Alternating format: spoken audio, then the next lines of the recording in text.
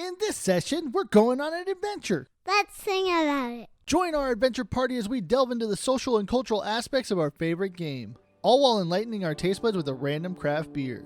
So crack open your favorite bardic inspiration and roll initiative with us of Dice and Brews.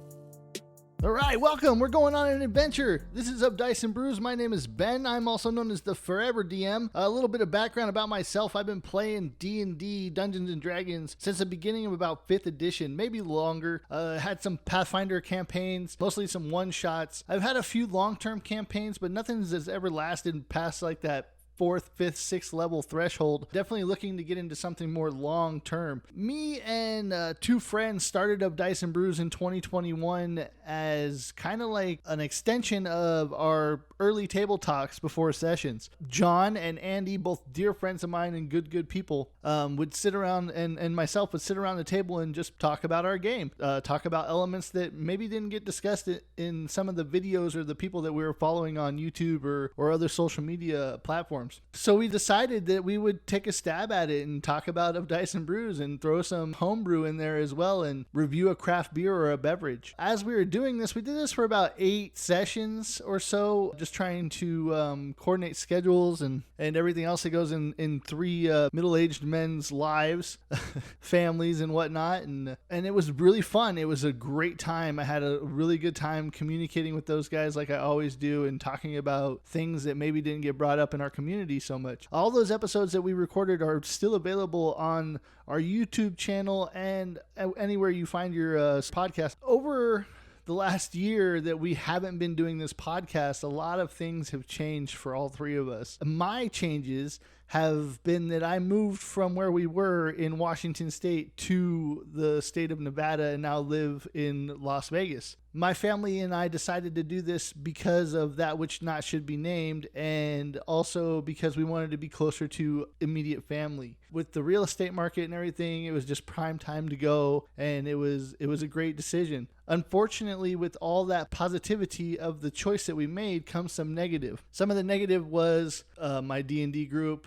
I couldn't play with them because we're long distance now.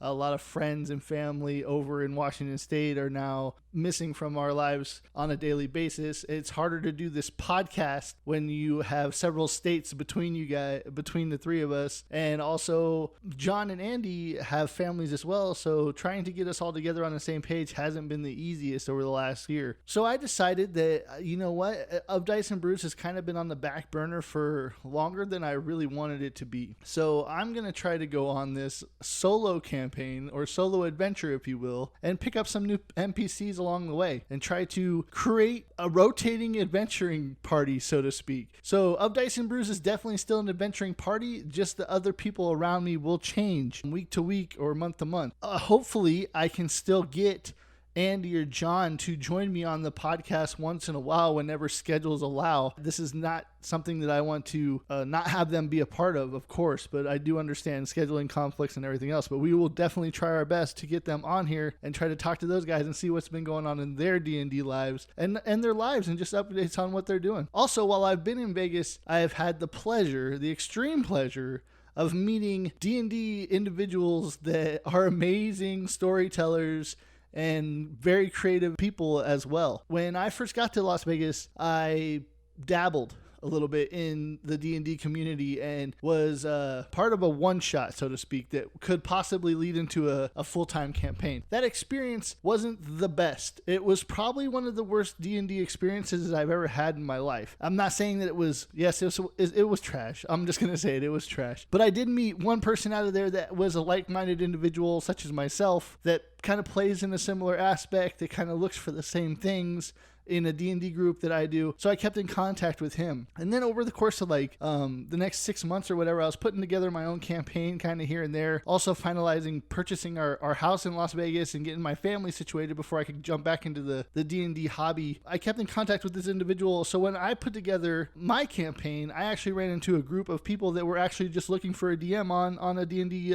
Las Vegas Facebook page, and met some really other cool individuals. And then we ended up incorporating this other person that I had met previously and then adding a couple more. And then over the course of time, so now we're up to 7 people. I'm DMing for 7 people, and it's amazing. They blow my mind. Every session, I can't wait to get in front of these guys and help them tell stories and help them character progress their PCs. They are the most imaginative, creative, outgoing. It's so awesome. I can't say enough about them. And the fact that we have 7 of us, or 7 players and myself, so 8 total people at the table, and it's flawless. I mean, it moves well. We've introduced some home rules to help combat speed along, but there has been 0 conflicts between players and Dungeon Master. There has been no rules lawyering, so to speak. Yes, I don't know everything, nor do I pretend to know everything. So I kind of give them the freedom of their characters, so to speak. And if I do have questions, then I pull them aside afterwards and we kind of go over it and see what the ruling is on that. But we don't sacrifice the story for mechanics. And I think that's the best part, honestly. We're all a bunch of people that want to tell a story, and we all sit around the same table and we have a lot of fun, and we metagame, and we just have fun. It's so much fun. And these people bring out the best in me as a DM, and I hope that my little pushes bring out the best of them as players, because they're all remarkable people and they all come from amazing backgrounds. Needless to say, I'm blessed. And I'm proud to be the DM of this group. And along this journey, I've asked them to step in for episodes of this podcast and talk with me about their experiences and who they are. And they all said yes. So you'll be introduced to my new play group and my new friends, my new family, because that's exactly what we are. And you guys can get to know them on a personal level, as well as hopefully as well as I have, if not better. That's where Of Dice and Brews has been for the last year. And we're hoping to get this back on track. And I'm hoping to see how much content I can deliver you guys and be entertaining at the same time as a solo act, and then have guests on top of it. With that being said, a couple changes to the Of Dice and Brews format are gonna be subtle, but maybe a little bit more structured, just because I'm by myself, so I get to kind of script as I go. It won't be off the cuff so much. Unless I have guests, of course, that whole conversation will be organic. But we are still gonna do, this is called like the pre-funk, the starter up, the get the party started kind of talks, and then give you a brief overrun about what the episode's going to be like. And then we'll do the What's on Tap, which will be not necessarily just a craft beer. It will be a beverage. So we're going to open it up to, we're just going to do beverages or food, whatever we want at that time, or whatever my guests want at that time. We'll see how it goes. But there will definitely be a What's on Tap aspect of it. What's on Tap will also kind of transition into the happy hour topic. And that's what I'm going to call it. It's going to be happy hour. So the topic of the episode will be the happy hour. And that will be just the meat and potatoes of what I'm trying to deliver this episode, aside from the entertainment aspect of it. I hope it's all entertaining, but that's the message, so to speak, or the information that I wish to deliver. After you get into the happy hour aspect of it, we're going to do home brews. And home brews is kind of like something that's caught my eye that I wish to share to you guys. It either makes your life as a player or your life as a DM, makes it easier. It makes it easier to operate, or bring something to your attention that maybe you weren't aware of before that can make a situation in your D&D life easier. So we'll spotlight maybe like third-party creators, or we'll go over Unearthed Arcana, or whatever that piques my interest in mind. Be aware, if there's something that you want me to pay attention to and bring up in a podcast episode, leave me a comment. Hit me up on my Instagram, hit me up on the Of Dice and Brews Facebook page, hit me up in the YouTube, because these videos will be on YouTube as well. Just leave a comment, let me know. I'm all over the place, so the more interaction I can have with you, the community, the better, because then I know what you want to talk about. After we get through the home brews, we're going to go into pretty much like closing time, last call, we'll call it. And we'll go into last call, and that's where you're going to get my final verdict for whatever we've been drinking throughout the night or partaking in. So that gives us a little bit of time to get those taste buds acclimated to what we've been doing. And then we'll get the wrap up. And then hopefully we'll get closing thoughts from a guest, or what's going on next time, or something like that. But anyway, that's kind of like the basic breakdown of like this redo or reiteration of Dice and Brews. I'm glad to be back. I'm glad to be talking to you guys. Hopefully we can be more interactive. These episodes by myself are probably going to be a little bit shorter, so I'm thinking about like 25 to 30 to 40 minutes by myself. And then when we have guests, they'll be significantly longer because I'll have somebody to interact with. Apart from all that, I've missed you guys so much. I hope that we have a great time on this journey and we tell a great story together and we're going on an adventure. So with that being said, we're going to hit the what's on tap for tonight.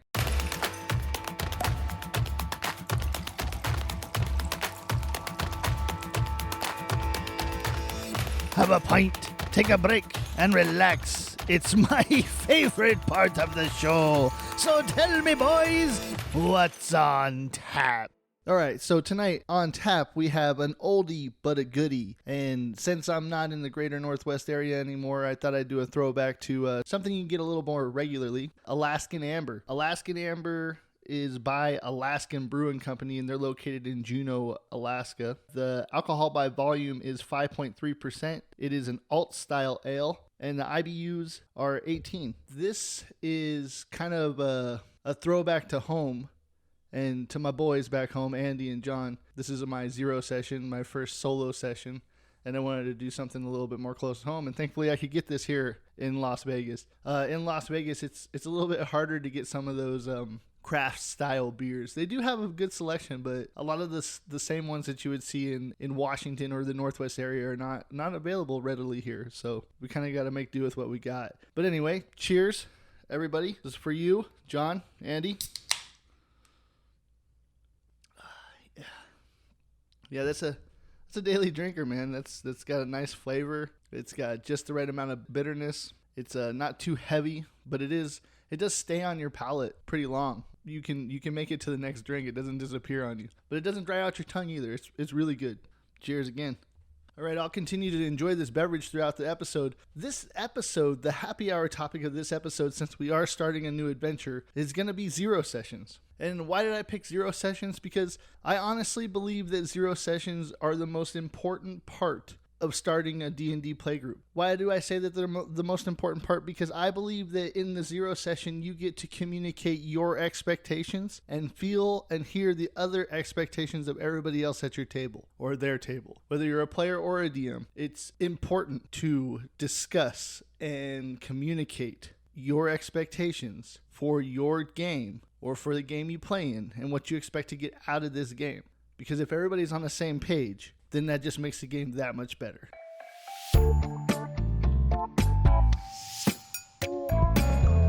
All right, welcome to the happy hour. We're back with our topic of today's episode, Session Zeros. I'm going to combine the homebrews part of this portion of the episode with the happy hour because the resource that I have for you today directly correlates with our subject matter, our topic. So I'm going to shout out Dungeon Influence, and you can find them on Instagram at Dungeon Influence. The resource that I'm citing today is called the SessionZero Checklist, and you can find that on the Dungeon Masters Guild, dungeonmastersguild.com. Type in SessionZero Checklist, and it should pop right up for you. This resource is the best SessionZero checklist that I've come across. It's simple, it's to the point. It also gives you a lot of insight into how you should think about your campaign as a DM and how you're elevator pitching it to your players. And also, it gives you a lot of information when you ask these questions to your players. It breaks it down into 6 sections. They are essentials to be discussed, the world, the campaign, the DM style, in-game topics, and then out-of-game topics. These overall categories are essential. I can't stress to you enough how important a zero session is. A zero session is integral to your campaign because then you as a player and you as a DM know exactly what you're getting into over the span of however many sessions you're going to play together. You are investing as both a player and a DM. You're investing your time, you're investing your energy, you're investing your imagination. You deserve, no matter if you're a DM or a player, to get the most out of your time. And hopefully that time is spent with a smile on your face, rolling dice, creating fond memories and stories with people who eventually become your friends. A SessionZero checklist makes sure that all of you who are at that table are on the same exact page, or are clear about what your preferences are as a player or a DM.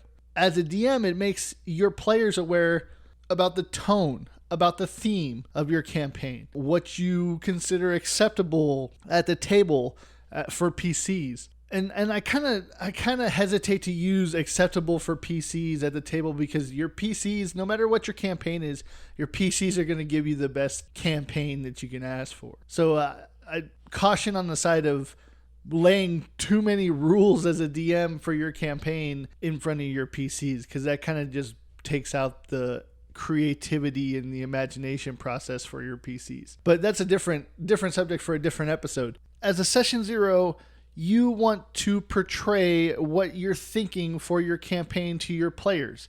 And as a player, you want to tell other players at the table and your DM, hey, look, I'm going to invest 4 or 5 hours every other week or every month or every week to your campaign. I like this part of D&D. I lean into this part of D&D. I like to role play. I like to do voices. I like to explore. I want things that are going to excite me in that way. I get into that aspect of it. Or you get into the combat aspect, or you're an all-around rounded player. For a DM, you want to make sure that you're hyping on what kind of theme. Are you looking to tell an epic story? Are you looking to have a very combat or tactical eccentric campaign? You have to communicate your expectations to people, or you will always fall short because you didn't communicate. Communication by far is the most important part of this game that we love. You can't get anywhere in this game unless you communicate, because you will always be let down because you didn't communicate your expectations to somebody else. So when that player or that DM doesn't put the time into something that you're invested in, if you didn't communicate to them at the zero session that you are invested in this and you want to make this a prominent part of your week or your month or whatever, and then they fall short of that, you're going to be disappointed. But guess what? Part of that blame falls on you because you didn't communicate your expectations. Communication is very integral to D&D. And it's very important that all lines of communication, no matter how big or how small they may seem to others, are always open at a table when you're sharing stories and creating adventures. In a Session Zero, you should go over things like phone usage. You should go over things like, how often are we going to meet? What time are we going to meet? If somebody's not available, are we still going to meet? These should all be discussed. Who's bringing food? Are we drinking at the table? Is that allowed? Where are we meeting? Also, what should be discussed is like, how long are sessions going to be? As a DM, you should tell people the rule set that you're going to use, whether it be 5th edition, whether you're going to introduce homebrew rules, how big you want the party to be. And honestly, as players, if anything that you don't feel comfortable with, whether it be like sexual situations, certain monsters or phobias or fears, you should bring those up to the DM. You don't have to bring them up in front of everybody, but you should pull the DM aside when he tells you or she tells you or they tell you what kind of theme they're going to run. You should tell them, be upfront with them, what you're not comfortable with. Pull them aside and just be like, hey, look, I don't like this part. Please don't involve these things in there. And if you do, maybe this is not the right group for you. It's okay not to say yes to every campaign that comes your way. It's okay to pick and choose. It's okay to determine where you want to invest your time and your energy in. It's okay. And if you go to a Session Zero and everything seems fine, but then you go to that first session and it's just not jiving, it's just not going the way you wanted it to go, don't throw a fit. Don't get upset and leave. Finish out the session, because other people, be respectful of other people, and then go to the DM afterwards and be like, hey, look, I don't think this is going to be good for me. I don't think I can keep my commitment to this because of these reasons. You have to communicate. You have to be aware, and you have to tell others what your expectations are at the table, or you're always going to be let down. In my play group, we had a very extensive zero session. First of all, because I like to host games at my home. These people being complete strangers to me that I met on Facebook, you have to get a feel for who people are. So we met at a local game store, and we had a room to ourselves. It was a good talk. It was a good, probably like 45-minute talk, where I went around the table and I used this Session Zero checklist, and I just went through every category and I made notes. And I asked every individual person, hey, what do you like about D&D? What don't you like about D&D? What are you trying to get out of this? What are your strong suits? What are your weaknesses? And just went around the table and did it, and made, by the end of the 45-minute discussion, and then also told them who I was and what I expected. That was the most important thing. Is like, hey, look, this is how I DM. This is what I'm most like. This is how I kind of go over things, and see if they jived with me at all. And by the end of the discussion, I felt like I had a firm grasp, or thought I had a firm grasp on these individuals and what they were looking for. But I also felt comfortable with them enough to invite them to my house, which was the most important part for me. SessionZero gives you an idea of kind of what you're walking into, so you're not blinded. When I told you guys a story about in the pre-funk about that little one shot that I did, there was no zero session. There was no anything like that. So my expectations of what was going to happen was all in my head. And each individual player that showed up at the table had their own expectations. So when those expectations fell short, it wasn't necessarily because the DM was bad. It wasn't necessarily because any of the players were bad. In my mind, it was because none of us got the ability to get to know the other players at the table and know what they were looking for in a D&D game. So all of us came with our own expectations or our own preconceived notions of how we wanted to play D&D, and we didn't communicate about any of it. So therefore, we went and did our own thing. And when you play D&D as a solo person, you might as well just write a book, because it's not D&D, in my opinion. D&D is collaborative storytelling. And if you're not collaborating with all the people at your table, you're not telling a successful narrative. You're not going on an adventure. You're playing a solo mission. And that's not fun, in my opinion. So, to wrap this happy hour up, make sure DMs, players, have a zero session. Communicate your goals, your expectations, your wants, your desires in your D&D game to the people around you. You'll find that conflict will be minimal. You'll have a direct connection with each individual player or DM, and you'll have a lot more fun when you spend your time at those tables, because all of you will be on the same page. And don't be afraid that if your expectations aren't being met, to communicate to your DM and say, hey, I feel like maybe I'm not a prominent role at this table, or maybe we've drifted from when we started. Feedback. Make sure you give feedback as well, both to players and to your DM. If your DM is not asking you for feedback after every couple of sessions, then in my mind, they're not doing what they need to do consistently, which is create an environment which is fun for players. So once again, SessionZero checklist from Dungeon Influence on the Dungeon Masters Guild. You can and go follow them. They have really good content for DMs at Dungeon Influence on Instagram. Really good resources, really good NPCs, really good monsters, really good game hooks, really good homebrew rules. Check them out at Dungeon Influence. All right, it's last call here at Dice and Brews, and that means we need to wrap this up, give a review of, or a final verdict of our beverage of choice, or our what's on tap for the evening. Once again, we did Alaskan Amber. That is Alaskan Amber by Alaskan Brewing Company. It was 5.3% alcohol by volume, 18 IBUs. It was a solid beverage. It was a very relaxing drink. It's a daily drinker. All seasons, all purpose, all the time. For that, I'm going to give it a solid 3 out of 4. And Gothar will tell us what that is. Rudy Tooty Fresh Ale Groovy. I'll post pictures on the Instagram and the Facebook page of Dice and Brews. This episode should be published on YouTube as well. If not, you can find it wherever you find your podcast, Audible, Apple Podcasts, anything like that. I hope you did enjoy this episode, this SessionZero of sorts, and I hope you come back and check us out again soon. I hope to be publishing content quite frequently. And if there's anything that you think that I can do to improve, or anything you want to add, enter the conversation with me. Come and be a part of my adventuring party, and help me tell a great story.